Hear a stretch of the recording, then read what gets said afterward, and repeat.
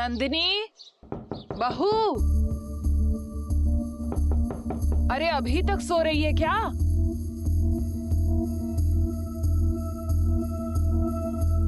Mummy जी,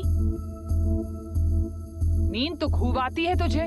आवाजें लगा लगा के मेरा गला दुख गया। ये बढ़िया है, सास सवेरे उठ के घर का काम कर रही है, बहू पैर पसार के सो रही है। सॉरी मम्मी जी, आगे से ऐसा नहीं होगा। होना भी नहीं चाहिए, होगा तो तू ही भुगतेगी, समझ गई ना? जी मम्मी जी।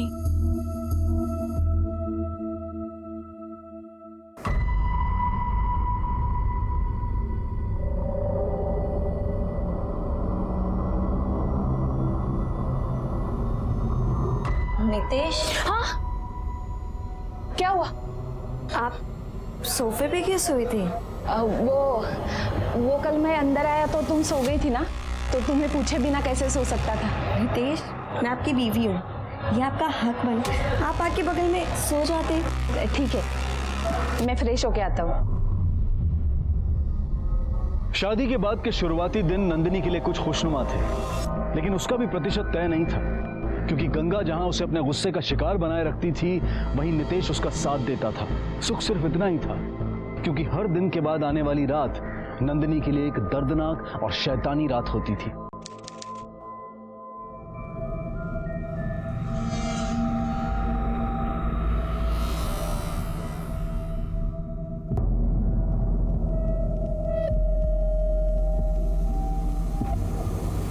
नितेश, आप क्यों हर रोज मुझे ऐसे अकेला छोड़कर चले जाते हो? नितेश, मैं आपकी वाइफ हूँ और मैं भी आपसे वही चाहती हूँ जो हर पत्नी अपने पति से चाहती है। क्या प्रॉब्लम है नितेश? मुझसे कोई गलती हुई है? सॉरी नंदिनी, गलती तुम्हारी नहीं मेरी है। मैं ही थोड़ा परेशान हो गया था कि तुम्हें खुश रख पाऊंगा या नहीं। नहीं नितेश, आपको परेशान होने की कोई जरूरत नहीं है, मैं बहुत खुश हूँ यहाँ पर। आपको याद है, आपने वो सोशल मीडिया पे एक वीडियो अपलोड किया था लड़की को बचाने वाला? मुझे तभी से आपसे प्यार हो गया था और हम लोग सोशल मीडिया पे कब से फ्रेंड्स हैं। मैं तो आपकी पर्सनालिटी की तभी से फैन हो गई थी, मैं तभी से आपसे प्यार करती हूँ। जाओ, पर्दे लगा दो।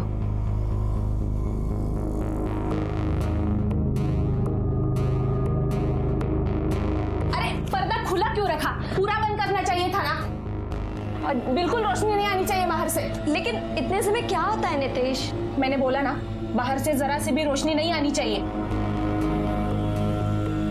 जाओ, लैंप ऑफ करो और बेड पे लेट जाओ।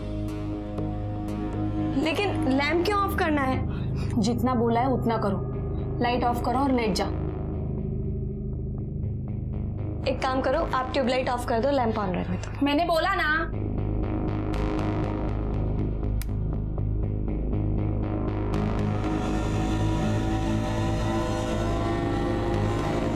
आंखें बंद करो। लेकिन अब आंखें क्यों बंद करनी है नितेश? जितना बोला है उतना करो।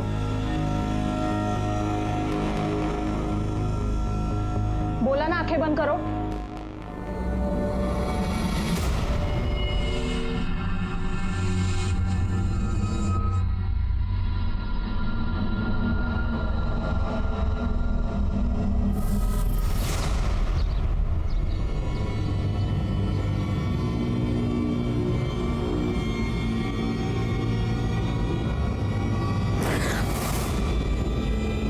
क्या हुआ? कुछ नहीं, वो गुड मॉर्निंग। Good morning.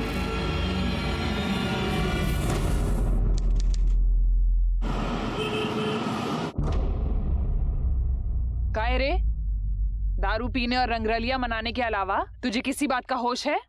तेरी बीवी के मायके से अभी तक पैसे नहीं आए हैं। आज आपने आने में देर कर दी। तेरे बाप ने दहेज के बाकी पैसे अभी तक नहीं दिए। कल मायके जा और पैसे लेके आ, समझी? नितेश, वो लोग पैसा कहाँ से देंगे? ऑलरेडी उनकी हालत। नितेश, जितना बोला है ना उतना कर, समझी?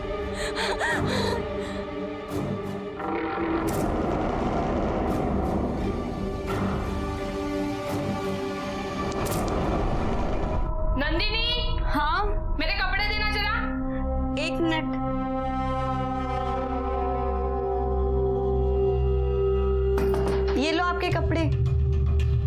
दे दो।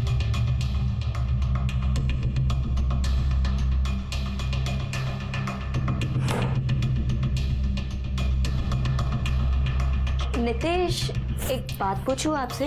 हाँ पूछो। हमारी शादी को 1 महीना हो गया है और आज भी आप बाथरूम से रेडी होकर आते हो। रात को लाइट्स ऑफ करने की टेंशन मुझसे ज्यादा आपको होती है। आप अभी तक मुझसे शर्माते हो। ये सब आपको अजीब नहीं लगता? कोई अजीब बात नहीं है, बचपन से मेरी यही आदत है। एक और बात पूछनी थी आपसे। हाँ पूछो। वो पास वाली आंटी कह रही थी कि आपकी एक बहन भी थी। खबरदार उसके बारे में बात की तो। हमारे लिए वो मर गई है, मेरी कोई बहन नहीं थी, समझी? आज के बाद ये फालतू के सवाल मत करना और जाके बाप से दहेज के पैसे लेकर आना, समझी?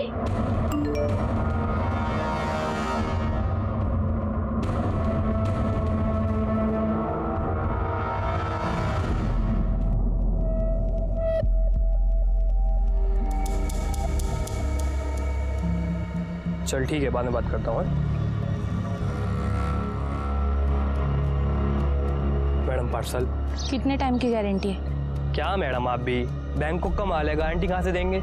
बस नई साइड लाने पड़ेंगे आपको, बेस्ट पीस है आपके लिए। ये लो आपका पैसा। Thank you madam.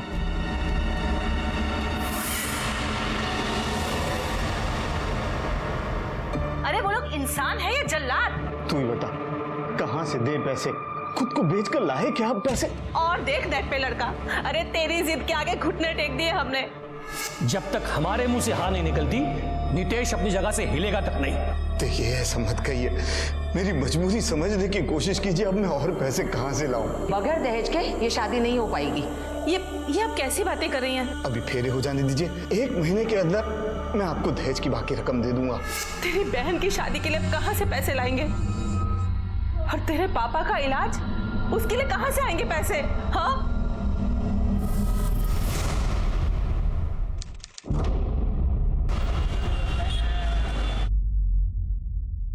सर, हमें महादेव कदम की बहू नंदिनी के गायब होने की कंप्लेंट लिखवानी है।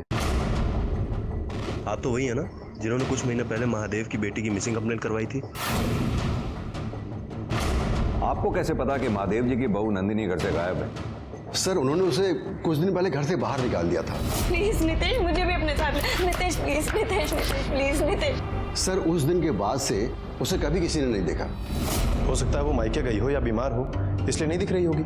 सर, अगर बीमार भी होती तब भी कभी तो किसी को दिखाई पड़ती। और सर, ऐसी कौन सी लड़की होती है जो बिना किसी कारण के इतने दिनों तक अपने मायके में जाके बैठेगी? उसका पति घर पे है? हाँ सर, घर पे ही है। ठीक है, आप जाइए, हम देखते हैं। जी सर। अमित सर, ये बात कुछ अजीब नहीं लगती? एक ही फैमिली की पहले बेटी गायब होती है और बाद में बहू, और फैमिली को कोई फर्क भी नहीं पड़ता। ये फैमिली में चल क्या रहा है?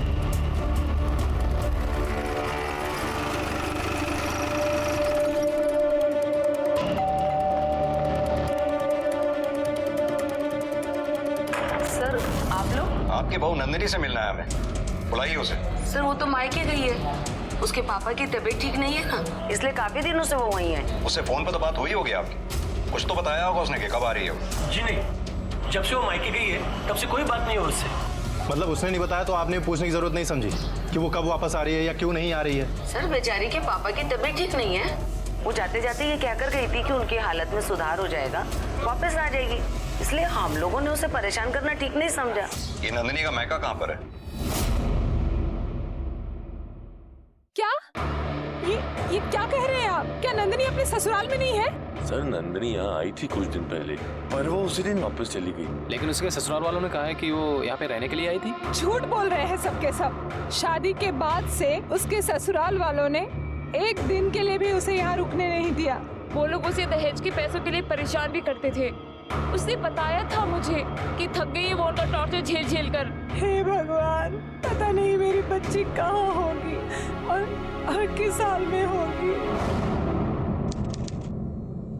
सर 14 तारीख को नंदिनी के फ़ोन की लोकेशन उसके ससुराल की दिख रही है और 15 तारीख की सुबह जब वो वहाँ से बाहर निकली तब से उसका फ़ोन स्विच ऑफ है। मतलब इतना तो तय है कि 15 अप्रैल की सुबह नंदिनी अपने ससुराल से कहीं जाने के लिए निकली थी। अब देखना यह है कि वो मायके जाने के लिए निकली या कहीं और। Sir excuse me sir.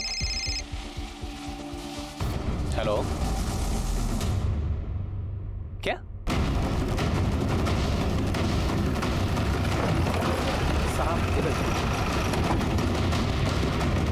आप लोग पुलिस साइड हो जाइए।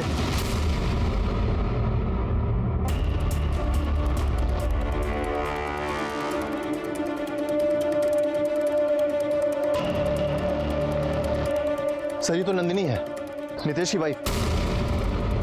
और सर बॉडी की हालत देखकर ऐसा लगता है कि इसकी मौत काफी दिनों पहले हो चुकी है। और सर ये देखिए, इसके सर पे गहरे घाव के निशान हैं। सर ऐसा लगता है किसी भारी चीज से इसके सर पे वार किया गया है, वो भी कई बार। कांस्टेबल, आसपास अच्छी तरह से छानबीन करो, देखो कुछ मिलता है क्या। अबे सर, बॉडी को पोस्टमार्टम के लिए भिजवाओ। ठीक है सर। लाश को सबसे पहले किसने देखा था? सर इन बच्चों ने। क्या देखा था बेटा आपने? अंकल मैं खेल रहा था, मेरा बॉल इधर आया तो मैंने ये देखा कि ये ऐसा हुआ है और जाके फिर इन अंकल की दुकान पे बताया। हाँ साहब, मैंने ही आपको फोन किया। जब बच्चे ने मुझे आकर बताया तो यहाँ आकर देखा तो मैं हैरान रह गया सर, क्योंकि 8-10 दिन पहले मैंने इसे देखा था। कहाँ देखा था? ये औरत तुम्हारी दुकान पे आई थी? नहीं साहब, 8-10 दिन पहले मैं अपने दुकान का सामान लेकर के इस रास्ते से जा रहा था तो इस मैडम को किसी औरत के साथ देखा था मैंने। उस औरत को पहचानते हो? उसका चेहरा देखा था तुमने? नहीं साहब, उस औरत की पीठ मेरी तरफ थी, वो सर पे दुपट्टा ले रखी थी। उस औरत ने सलवार कमीज पहन रखी थी। और हाँ सर, आपस में दोनों में बहस चल रहा था। ठीक है, कौन हो सकती है वो औरत? सर मुझे ये लकड़ी मिली है, इस पर सूखे हुए खून के निशान हैं। हमें एक काम करो सर, ये लकड़ी फॉरेंसिक जांच के लिए भेजो। पता करो ये खून नंदिनी के खून से मैच होता है क्या। ठीक है सर।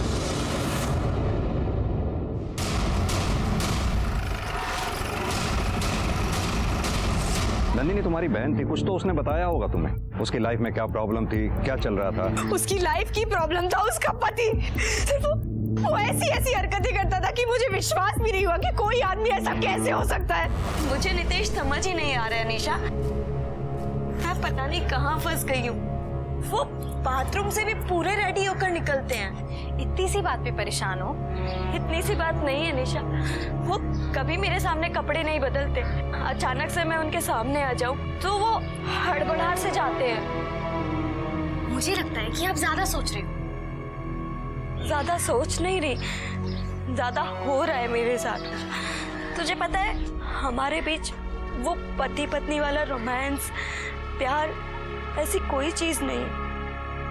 रात को तो वो बहुत ही अजीब बर्ताव करते हैं। सारे पर्दे बंद कर देना, कमरे में पूरा अंधेरा कर देना, जरा सी भी रोशनी नहीं आने देते।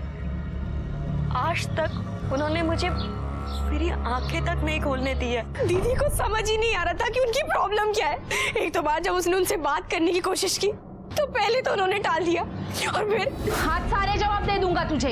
आज के बाद ना एक सवाल नहीं पूछेगी मुझसे, ये क्यों, वो क्यों, ऐसा क्यों, वैसा क्यों। जानवर है वो आदमी।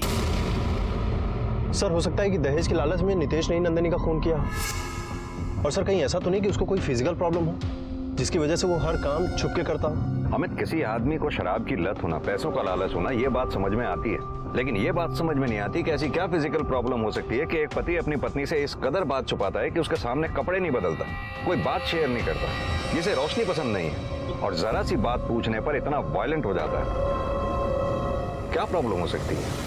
सर वैसे प्रॉब्लम तो कुछ भी नहीं है। नितेश बचपन से अपने नाना नानी के साथ रह रहा था, उसके बाद वो हॉस्टल चला गया।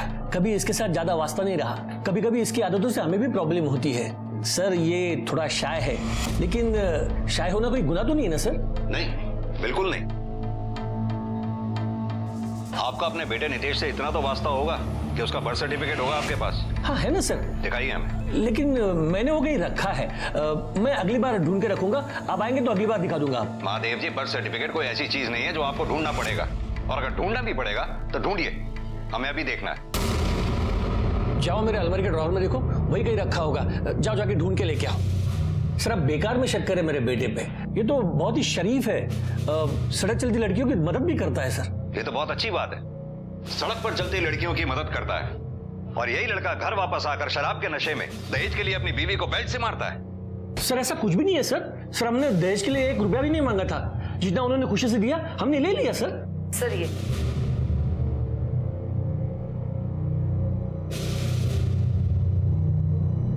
गीता का बर्थ सर्टिफिकेट कहाँ है? सर उसके पीछे है।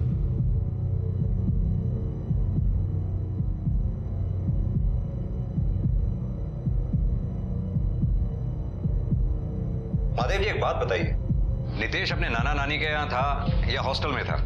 फिर भी ये कैसे पॉसिबल हो सकता है कि दोनों भाई बहनों को किसी ने भी एक साथ आज तक नहीं देखा? सर ये बचपन में 1-2 बार ही घर आया है, वो भी 1-2 दिन के लिए। अक्सर हम ही लोग इससे मिलने चले जाते थे। वैसे सर नितेश बहुत शर्मीला है, इसलिए घर के बाहर बच्चों के साथ खेलता भी नहीं था, शायद इसीलिए लोगों ने इसे बहुत कम देखा होगा। अच्छा एक बात बताइए, जिस दिन आपकी बहू नंदिनी का मर्डर हुआ उस दिन आप लोग कहाँ थे? सर मैं और गंगा तो घर में ही थे। और नितेश तुम? मैं तो दोस्त के पास गया था, उसी के साथ था। सर मुझे नहीं लगता कि ये लोग सच कह रहे हैं, क्योंकि गीता के गायब होने के बाद नितेश का अचानक से आना और उसकी ये हरकतें, मुझे डाउट है सर मुझे ऐसा लगता है कि हमें नितेश का मेडिकल चेकअप कराना चाहिए। हमें जो डाउट तुम्हें है वही डाउट मुझे भी है, लेकिन इस आधार पर हम नितेश का मेडिकल चेकअप नहीं करवा सकते जब तक हमारे पास उसके खिलाफ कोई पुख्ता सबूत ना हो। तुम एक काम करो, गंगा, महादेव और नितेश इन तीनों के कॉल रिकॉर्ड्स निकलवाओ, देखो इनके फोन की लोकेशन उस वक्त कहाँ थी, पता तो चले ये सच बोल रहे हैं या झूठ। ठीक है सर।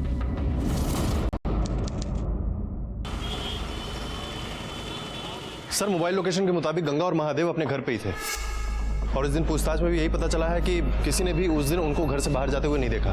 तो ये भी तो हो सकता है मोबाइल घर में छोड़कर वो चुपके से कहीं निकल गए हों। हो सकता है सर।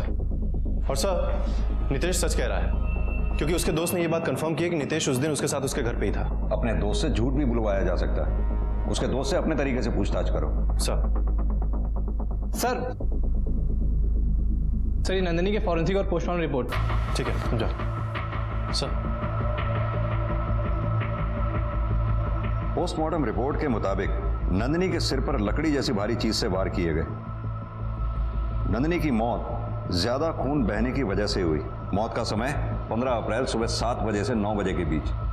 फॉरेंसिक जांच में यह पाया गया कि लकड़ी पे जो खून मिला था वो नंदिनी का ही है, यानी कि उस दिन नंदिनी जिस औरत से मिली थी उसी औरत ने नंदिनी का खून किया है। लेकिन साहब ऐसा भी तो हो सकता है ना कि वो औरत सिर्फ नंदिनी से बात करने आई हो और उसके जाने के बाद किसी ने उसका खून किया हो। अमित फिलहाल तो हमारे शक के घेरे में नितेश, गंगा, महादेव ये तीनों ही हैं, और इन तीनों के पास नंदिनी को मारने का मोटिव भी था। इन तीनों पे नजर रखो सब। और सर नंदिनी के मायके के पास जो खबरी हमने अलर्ट किया था उसने बताया कि निशा अपनी बहन नंदिनी से काफी नाराज थी। क्यों? सर क्योंकि सारा पैसा नंदिनी की शादी में ही खर्च हो गया था, और अब पैसों की वजह से ही निशा की शादी नहीं हो पा रही थी। दीदी आपकी बेटी है तो क्या मैं नहीं हूँ? बिना सोचे समझे सारा पैसा जैसे उसकी शादी में लगा दिया। थक गई हूँ मैं दुनिया के ताने सुन सुन के। कब तक अपने माँ बाप की छाती पे मूंग डालोगी? अपने घर जाओ शादी करो। अब अगर वो वापस पैसे मांगने आएगी तो मैं उसे जान से मार दूंगी। हमने सुना तुम अपनी बहन नंदिनी से काफी नाराज थी, इतनी नाराज कि उसकी जान लेने तक की बात की थी तुमने। सर वो सब मैंने गुस्से और फ्रस्ट्रेशन में कह दिया था, लेकिन इसका मतलब ये नहीं है कि मैं अपनी बहन को मार दूं। 15 तारीख को कहाँ थी तुम? अरे बेटा भूल गई तू? उस दिन तू मेरी दवाई लेने गई थी ना? हाँ पापा के लिए दवाई लाने गई थी। मतलब के बाहर थी तुम, घर पे नहीं थी। नंदिनी से मिली थी उस दिन तुम?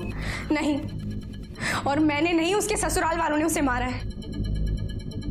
सर जब पिछली बार मेरी आपसे बात हुई थी मैंने कुछ छुपाया था, समझ ही नहीं आ रहा था कि बताऊं कैसे, पर इस बार मैं आपको साफ साफ सब बताऊं, ना कि सिर्फ बताऊंगी बल्कि दिखाऊंगी।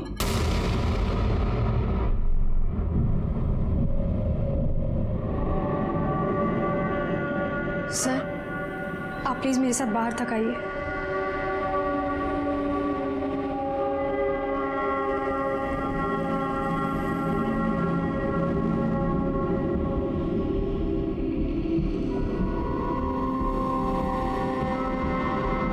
क्या है ये?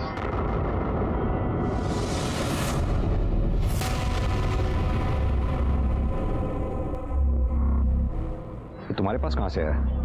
नंदिनी दीदी ने दिया। आप बेवजह मुझ पे शक कर रहे हैं। अगर सवाल करना ही है तो नितेश से कीजिए कि ये सब क्या है।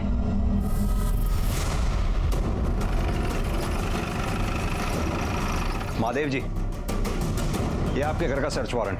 हमें आपके घर की तलाशी लेनी है। Search warrant? आओ मैं।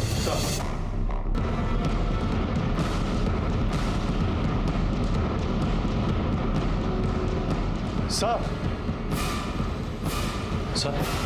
ये देखिए।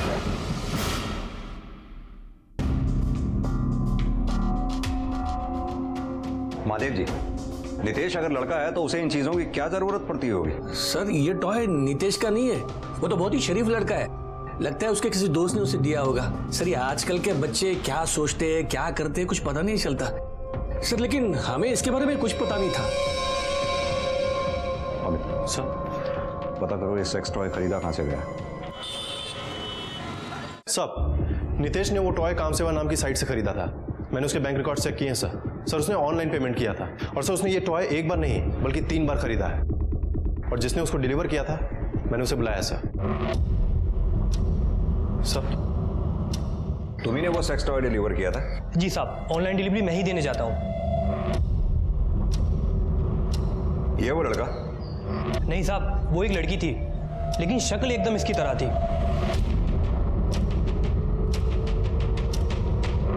ये वो लड़की? जी साहब, यही लड़की थी।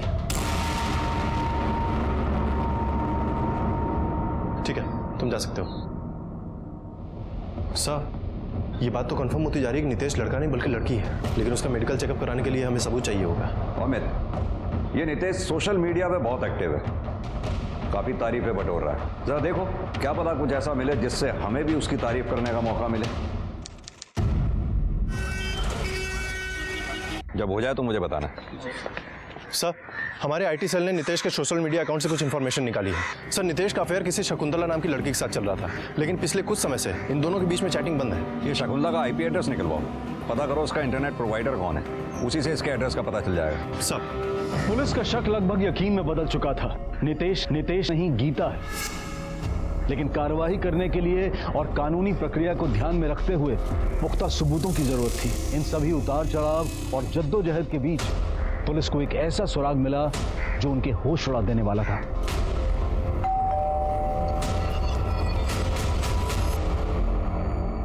शकुंतला चौधरी? जी, मैं ही हूँ। नितेश कदम को जानती हैं आप? जी हाँ, वो मेरे पति हैं।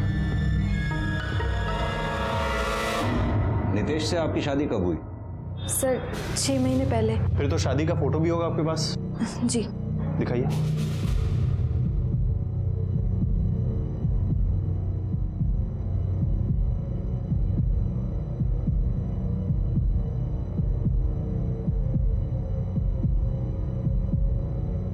नितेश से मिली कब थी आप? सर, हम सोशल मीडिया पे मिले थे। हम सोशल मीडिया पे फ्रेंड्स थे। और ये घर किसका है? सर, हम यहाँ रेंट पे रहते हैं। शादी से कुछ दिन पहले ये घर रेंट पे लिया था। अपने पति नितेश को बुलाइए, मिलना है हमें। सर, वो तो नहीं है, 2 दिन से घर ही नहीं आया। अक्सर ऐसा करते हैं।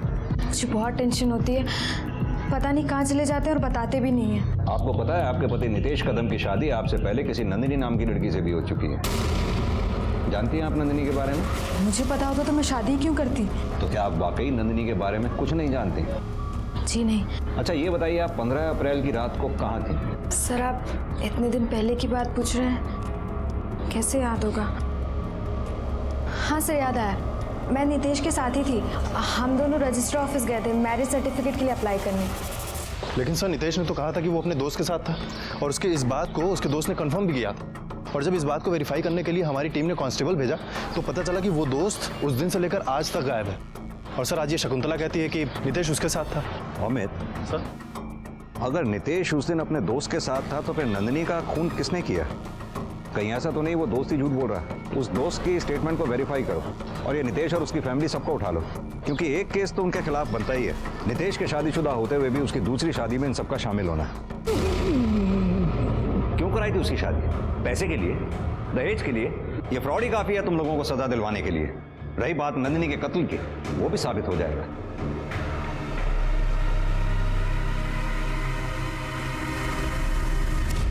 हाँ तो शकुंतला, यह है तुम्हारी बैंक की स्टेटमेंट, जिससे साफ जाहिर होता है कि हर महीने तुम्हारे अकाउंट में 25,000 रुपए नितेश डालता है। क्या मैं जान सकता हूं किस बात के 25,000 रुपए देता है वो आपको?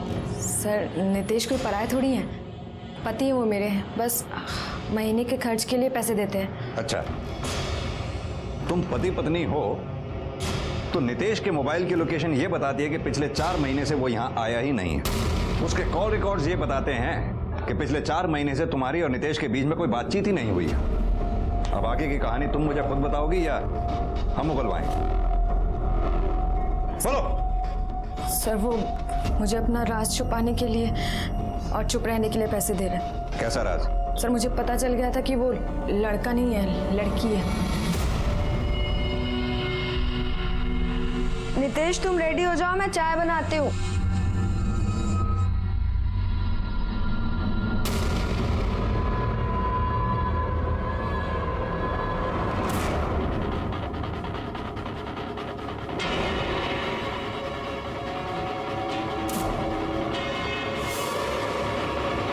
यही ढूंढ रही है ना?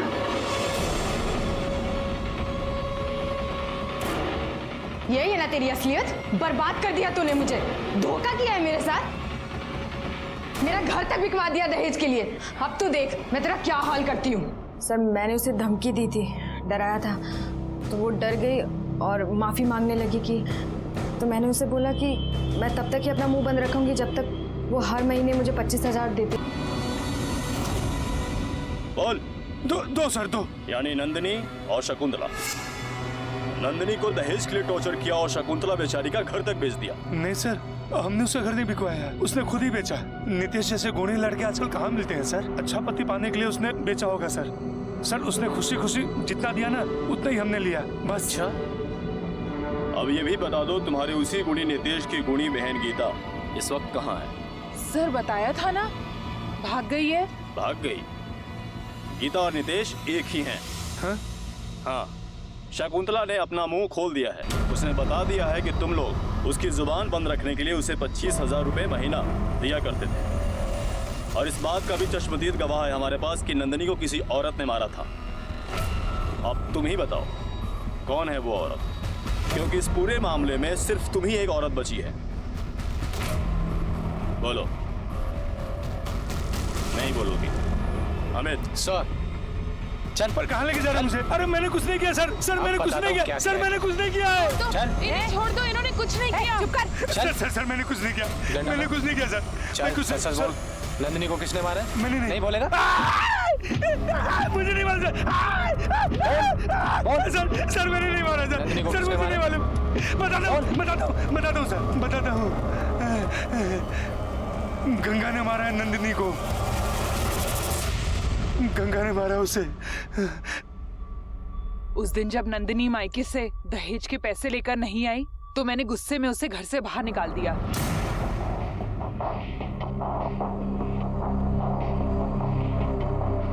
अरे आ गई मेरी बहू। अरे वाह, ला पैसे लेकर आई है ना, ला पैसे दे।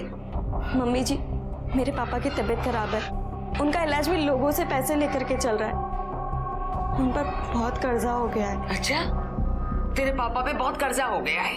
मतलब इलाज के लिए वो कर्जा ले सकते हैं लेकिन दहेज की बाकी रकम के लिए कर्जा नहीं ले सकते। उन्हें अपनी बेटी की जरा भी चिंता नहीं है। तो ऐसा कर, तू भी अपने बाप के घर में जाकर मर जा। चल मम्मी, चल चल चल प्लीज मम्मी, चल यहाँ से निकल। मम्मी जी प्लीज, मैं आपके पैर पड़ती हूँ मम्मी, आप तो मेरी मजबूरी समझिए प्लीज। ये रोने धोने का नाटक ना मेरे सामने नहीं चलेगा, समझी ना?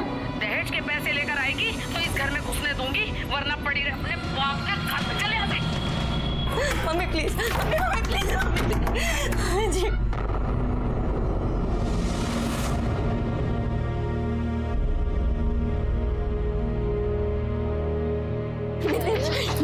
नितेश आप तो मेरी मजबूरी समझते हो ना नितेश। मम्मी जी मुझे अंदर ही नहीं आने दे रही है। नितेश आपको पता है ना मेरे पापा की तबीयत खराब है, इस कारण से वो पैसे नहीं दे पा रहे, तो मुझे समझते हो ना। नहीं नितेश नहीं, मुझे भी अपने साथ ले चलो नितेश प्लीज।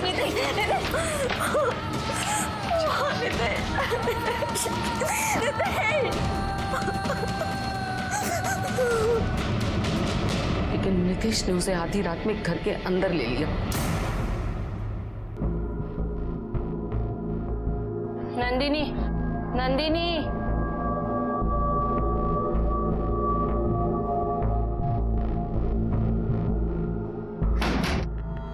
नितेश, अंदर लाने के लिए थैंक यू। थोड़ा खाना मिलेगा, बहुत भूख लगी है। कल जब मायके से पैसा ले आएगी ना, तभी मिलेगा तुझे खाना, समझी? साली कमीनी, तेरी सारी असलियत मालूम है मुझे। तुझे क्या लगा कि मुझे पता नहीं चलेगा कि तू लड़का है या लड़की? अब तू क्या बताएगी मुझे? मैं बताऊंगी तुझे, पूरी दुनिया के सामने नंगा करूंगी तुझे, कहीं मुंह दिखाने के लायक नहीं छोड़ूंगी तुझे। मैं क्या किया है मेरे साथ तुझे पता भी, छोड़ूंगी नहीं। तुम सबको मैं बता दूंगी कि मैं क्या कर सकती हूँ। नंदिनी, तू किधर नहीं जाएगी? अरे बेटा सुनो, बेटा नंदिनी, नंदिनी, नंदिनी, नंदिनी, नंदिनी। मैं समझ गई थी कि अब वो हमारी सारी पोल खोल देगी, इसीलिए मैंने सारी रात उसके दरवाजे पे नजर रखी। जब वो सुबह सुबह घर से बाहर निकली तो मैं उसके पीछे हो गई। कहाँ जा रही है? तुम्हारा भांडा फोड़ने। देख नन्नी, मेरी बात सुन, मेरी बात को समझ। कुछ नहीं, नन्नी, मुझे कुछ नहीं सुनना। अरे तू बात सुन। अरे मेरी बात सुन, मेरी बात सुन नंदिनी, हमें दहेज वहेज अब कुछ नहीं चाहिए, और मैं नितेश से कह के तेरा तलाक भी करवा दूंगी, और तुझे पैसे वैसे जो कुछ चाहिए मैं दूंगी, लेकिन तू अपना मुंह मत खोलना, नितेश के बारे में किसी को मत बोलना। नितेश या गीता, अब देखो तुम कि मैं तुम लोगों का क्या हाल करती हूँ। क्या हाल करेगी? क्यों किया ये सब? सिर्फ पैसों के लिए, दहेज के लिए? जी, दहेज के लिए, क्योंकि इसी दहेज की वजह से मेरी बेटी की शादी नहीं हो रही थी। हमने सोचा अगर हमें बेटी की जगह बेटा हुआ होता तो हमें दहेज देना नहीं पड़ता, बल्कि हम दहेज लेते। हम तीनों को यही रास्ता सही लगा, और यही रास्ता तुम लोगों को जेल की काल कोठरी तक ले आया। अब ये भी बता दो, गीता उर्फ नितेश अब कहां है?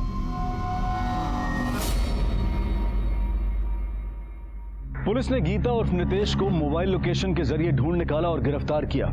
नंदिनी के घर वालों ने गीता और गीता के माता पिता के खिलाफ दहेज का केस दर्ज करवाया, लेकिन चूंकि गीता लड़की है इसलिए अदालत ने गीता और नंदिनी की शादी को अमान्य मानते हुए गीता पर धोखाधड़ी का मामला दर्ज किया। आज गंगा पर नंदिनी के कत्ल, प्रताड़ना और धोखाधड़ी का, और महादेव और गीता पर धोखाधड़ी और प्रताड़ना का केस चल रहा है। कहने को तो आज हम एक सभ्य और आधुनिक दुनिया में जी रहे हैं, लेकिन दहेज जैसी कुरीति आज भी अपने चरम पर दिखाई देती है। जब दहेज के लिए जलने और मरने की खबरें सामने आती हैं तो हमारे इस आधुनिक समाज का पिछड़ा हुआ चेहरा सामने आ जाता है। आज का ये केस शायद इस कुरीति का सबसे भयानक चेहरा है कि एक लड़की अपनी शादी ना हो पाने के कारण लड़का बनकर दहेज की मांग करती है। इससे उसका जुर्म तो कम नहीं होता है, लेकिन वो भी इस कुरीति की सच्चाई का एक उदाहरण है। अब मैं अनूप सोनी आपसे विदा लेता हूँ।